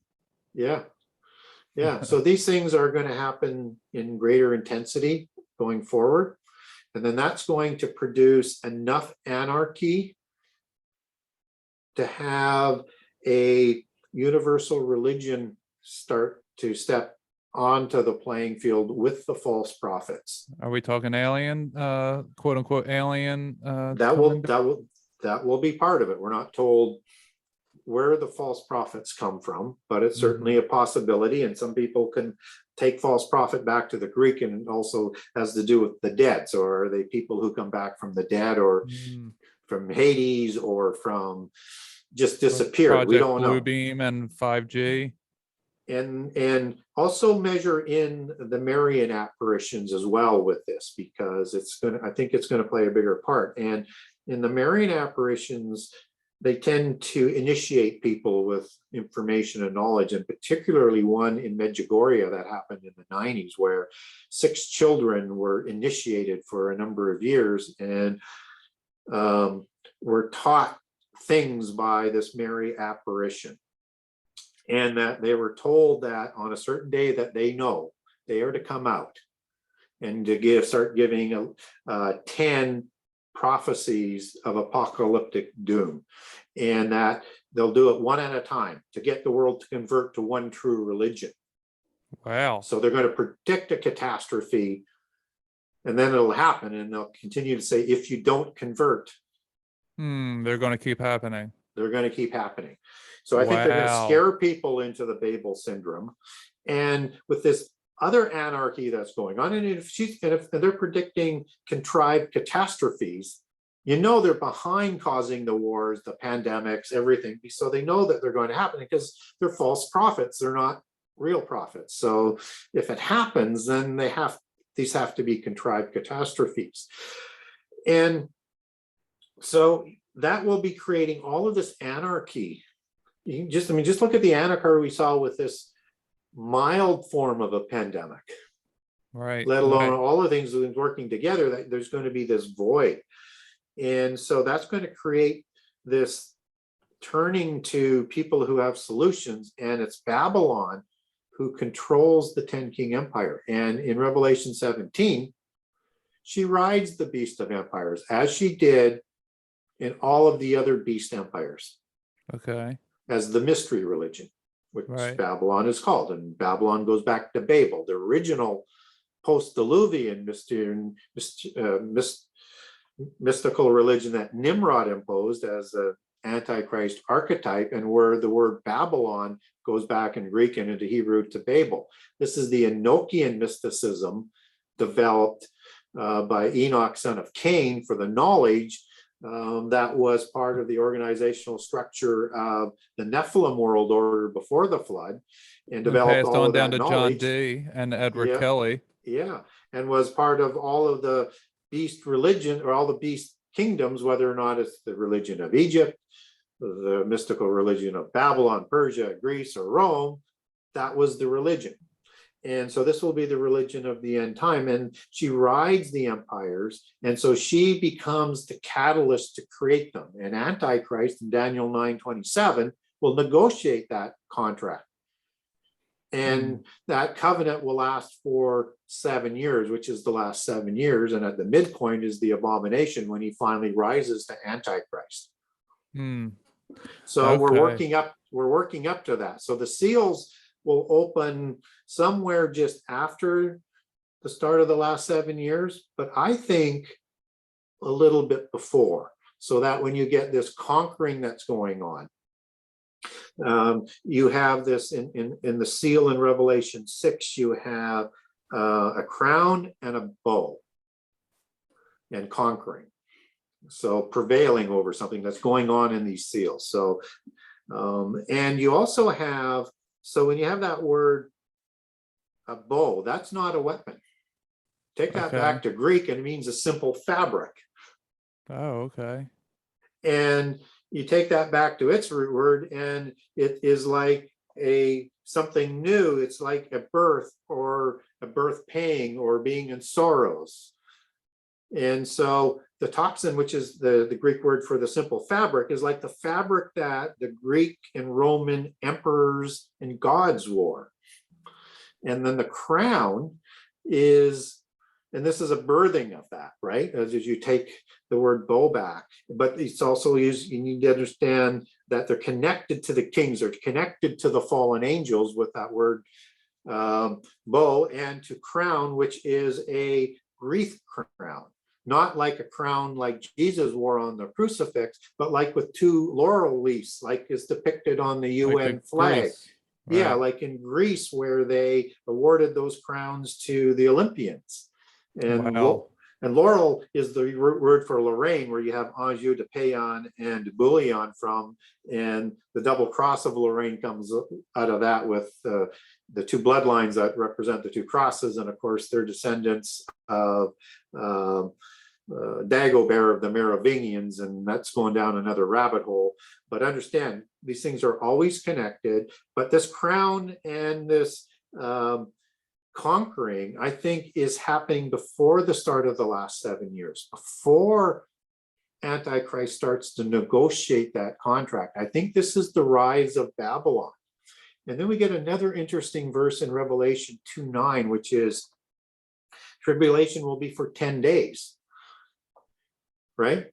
And if you look at the last 7 years, that is a week of years. So a day is a year. And the time frames and the allegories for the days, or the times, or the amount of years, or the amount of months, all in Revelation, all match what's being talked about in Daniel 9, Daniel 11, and Daniel 12, right? So there's a perfect symmetry there. So one might presume that tribulation will last for more than 7 years, 10 years. And we know there's the great tribulation after the midpoint, that where tribulation is shown as the tribulation not seen since the beginning of the world, which is huge, right?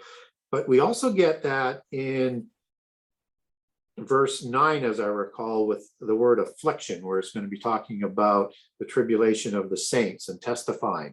That word affliction goes back to the Greek word Philippes, which is the same word for tribulation that produces as the same word. So you have the tribulation of the saints that are the ones in Revelation 7. So you have a tribulation of the saints in the first 3.5 years. You have a tribulation of the whole world that's even greater in the last 3.5 years. And yet you still have 3 years of tribulation before, probably when Babylon is rising and gaining power and coming to absolute power so she can bring about the covenant and the 10 kings for the last 7 years. So is that like right now? Not quite yet. Starting to form. Right, and we have that world religion thing that's going on in Abu Dhabi, right? With the three, you have a mosque, you have a temple, and you have a church. But of course, the Christian church is not allowed to have a cross.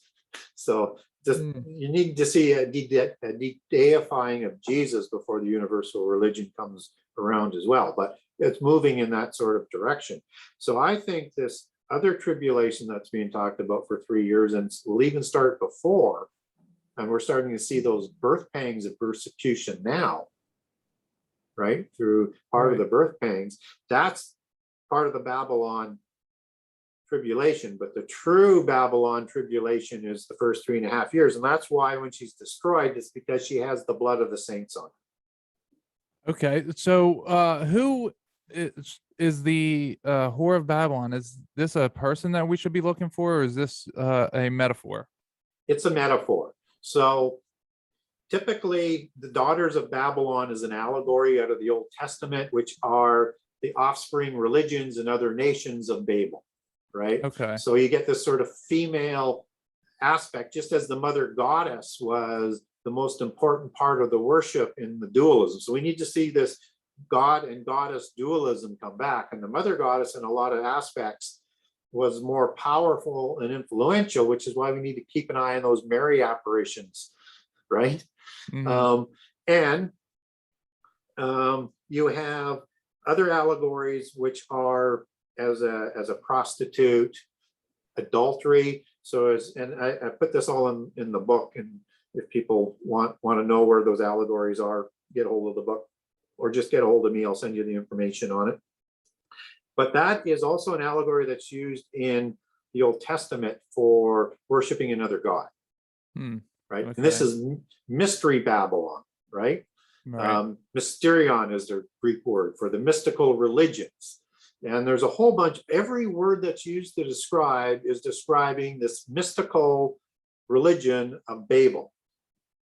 So it's going to be that old polytheist religion that's going to take hold, and it's going to eat up and take, I think, a large superficial veneer look of Christianity, but they're going to de-deify Jesus so that you can have the deception of antichrist saying he's the true Messiah, because he's the counterfeit Messiah, just as there will be a counterfeit Armageddon. And you are going to have to de-deify Jesus, and you're going to have it take over the Christian church. So it looks like a lamb, but talks like a dragon. Again, more imagery out of Revelations to sort of substantiate that. And takes over, and it's going to take over this universal religion, beginning with Roman Catholicism, which I think is the reference to Babylon being called a city 9 times between Revelation 14, 17, and 18. And that's the 7 hills and the 7 kings. There's 2. It doesn't say or, it says and. So it's the 7 hills she sits on. I think those are the 7 hills of Rome, not Vatican Hill. Vatican Hill was on the outside of the 7 ancient hills that formed the Roman Empire. But Vatican Hill was a sister hill and a church of the Sibylline and Sibylline prophecies and the mother goddess. I'm trying to think if it's not Pergamum. It's there's one of the hills named P where the Sibylline prophecies were originally set up on. And so I think what it's saying is that it's going to be inside the old sort of city, relocated as its center, and that this is the city of Rome that is going to be home to Babylon, not home to the new religion that Antichrist introduces when he takes power, because In Revelation 17, we're clearly told that not only do the 10 kings hand the power over to Antichrist for an hour, but as part of the bargain to destroy Babylon, which Babylon is destroyed. And then we also understand that Antichrist will set up a new God, as Daniel 11 talks about, and exalt himself, just as 2 Thessalonians 2:4 talks about. And same chronology is presented in Jesus's oration of the signs, by the way, and that Antichrist sets himself up to be God in the temple, right? So that's going to be where that new religion of Antichrist reigns from. So as final a question. Religious basis. Yep. So final question, is it going to be obvious to everyone, or is this going to be some kind of thing that's kept secret from the world, or is it going to be a people, are they so indoctrinated that they'll just go along with it as if it is really happening? Indoctrinated and shell-shocked will be the combination. And so they'll be looking for peace and safety from anybody, which Antichrist will ride to power on at the midpoint of the last 7 years, and including a counterfeit Armageddon. Okay. He counterfeits the resurrection in Revelation 13 as well. So he's going to counterfeit. Give them power. Yeah, and he has a mortal head wound. Right. So everything, he has to counterfeit everything that's been prophesied about Jesus. So look for that. That's why he needs time to rise to power, right? After negotiating the covenant. And the counterfeit war is the war of Revelation 9. It's the 200 million man army that everybody thinks is Armageddon, right? And if you look at it, those beasts that are being described in the war are different than the scorpion beings in Revelation 9 that are coming out, right? And they are the same types of creatures in war that are described in Joel 1 and 2. That is talking about the day of the Lord is coming, and there's this war, and it's the greatest army that's ever seen before in Joel 1 and 2. But it's not Armageddon that's talked about in Joel 3. It's the Revelation 9. It's the counterfeit Armageddon. And Ezekiel 38 and 39 is that same war. Okay. And so what Antichrist does in when this war is going on, he's going to take credit for winning that war instead of God defending them, as what Scripture tells us. And in Daniel 11 and then in Luke 21, Antichrist moves his armies to surround Jerusalem after that war. And then the abomination sets up, right? He's the one who takes credit for the war, counterfeit Armageddon. I'm going to offer peace and safety. And people are going to follow him, and they're going to say, who was like the beast, right? Right. So they're just going to scare everybody into, wanting peace and love. Well, and you've got the false prophet who is the counterfeit Elijah, who's performing miracles for Antichrist. And they will have de-deified Jesus as dying on the cross. A prophet, they'll say he was. He'll be like Buddha. He'll be like Confucius. He'll be like Muhammad in this new mystical universal religion, but not the word of God. And that he didn't resurrect back. So they're going to have to de-deify Jesus. And so those things are all going to be counterfeited, so much so. And Jesus warns us about this, about the many antichrists, and don't be deceived, that even the elect will be deceived if that were possible. And he says it is possible that they will be deceived.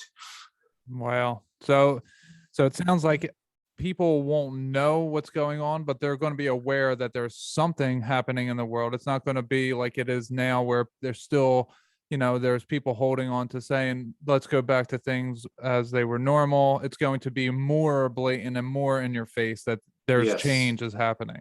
Change is happening. This is the way that has to go for forward, or we're going to destroy ourselves from the face of the earth.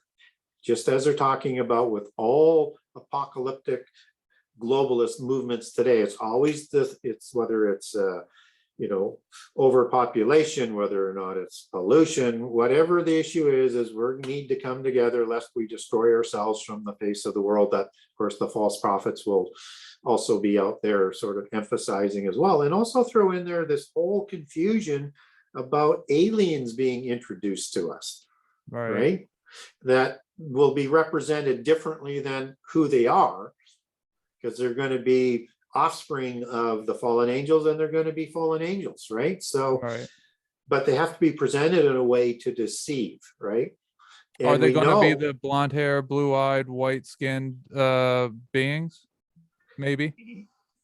I think so. I think, but maybe not in the way that people think. But I do know is you have to have oikatarians for the bodiless spirits of the demons, and for the demons who are the terrible ones, the terrible branch on the earth, as Isaiah and Ezekiel 32 talks about.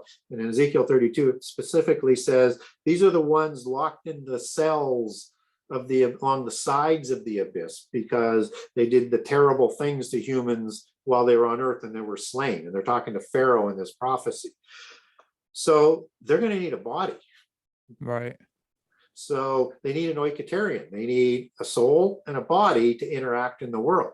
So my thinking is they're going to give them some sort of cloned oikatarian body for them to... a biological mannequin, so to speak. Yes, whether it's added with transhumanism and whatever else, doesn't really matter, but it probably will reflect kind of what they looked like and how they were shining people. They glowed, just as they're sort of represented in the Stargate series with them shining from their eyes. It's kind of like that, right? So expect them to be shining beings as well. So I expect they're going to be here and interacting. It's just what form are they going to take?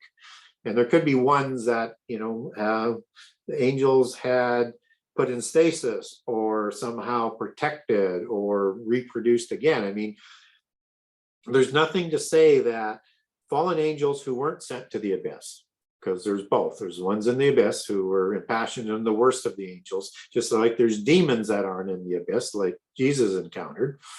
And those ones could easily, if they wanted to violate the laws of creation again, going into the end time, they could create these giants, right? And we don't know how long the pregnancy was for these things. They could be born fairly quickly and, raised very quickly, or they've been being raised in secret in this last generation. I mean, we don't know, but I expect that they're going to be part of it.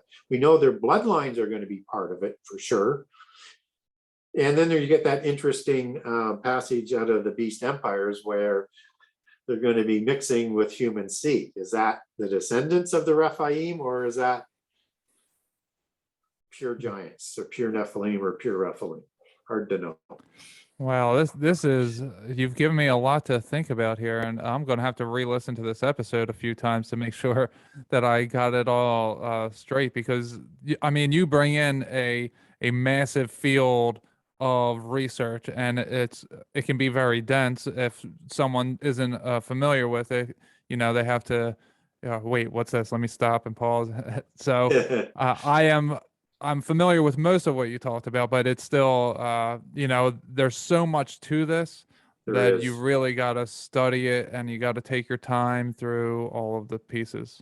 And try and connect the dots. And that's, when I give a lot of information, I want people to start thinking about connecting things, because everything's connected in terms of what's going on in a world that the fallen angels run with their descendants of their offspring, who have been the elite and the nobility class all throughout our history, from early on, from the 6th generation into the flood, and then almost immediately thereafter the flood. By the time the first new monotheist shows up after Noah and his immediate family, it's Abraham, which is just a little over 300 years after the flood, and he leaves Mesopotamia, Shinar, Sumer, where Nimrod intermarried with the giants, and he goes into the land of the Raphaim at that time, all by himself as the single monotheist in the world.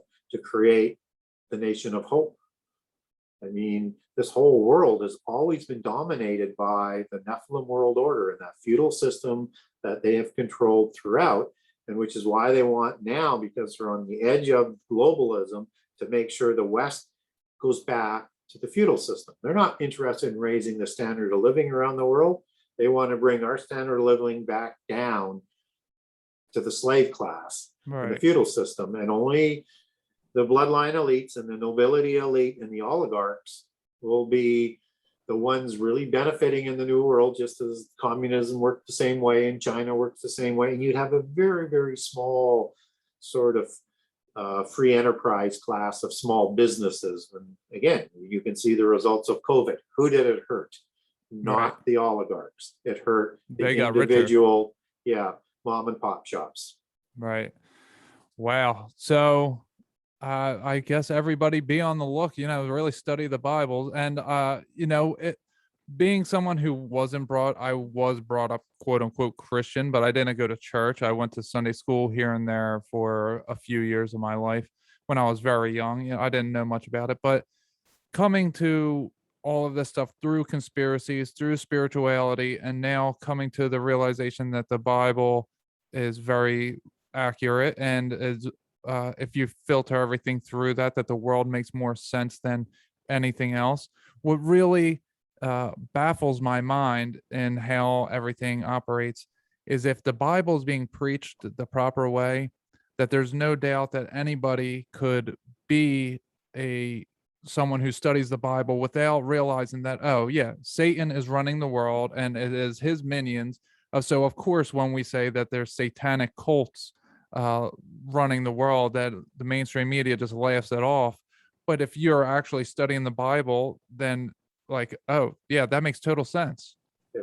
Well, and the media knows this.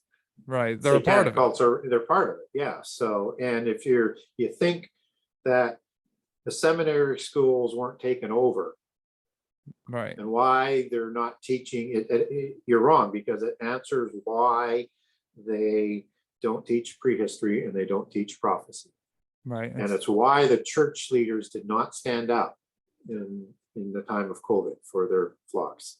Right. Yeah, it makes sense. Satan and the fallen angels are running this world, and it explains everything. And if you just read the Bible and include the book of Enoch in that as well, and several other, the book of Esdras and so on, those biblical types of books, if you read it in that context, then all of the conspiracies make sense. All the spirituality makes sense. All of the different things that I've studied, it all comes together in the Bible, and it's quite amazing. So I want to thank you so much for coming on, Gary. This was one of my favorite conversations. I mean, I learned so much, and I can't wait to listen back and learn some more. Do you want to tell my audience where they can buy your book, where they can find you on social media? Sure. And also, you are writing a new book, right? I am. I'm doing a sequel to the Genesis 6 conspiracy, and then I have another one that's more prophetic. That's going to be on Second Exodus and how that fits in. So you're writing two new books. I'm writing 2 books, yes. Okay. But it'll be the sequel to Gen 6 that comes out hopefully next year. I'm getting close to getting it done.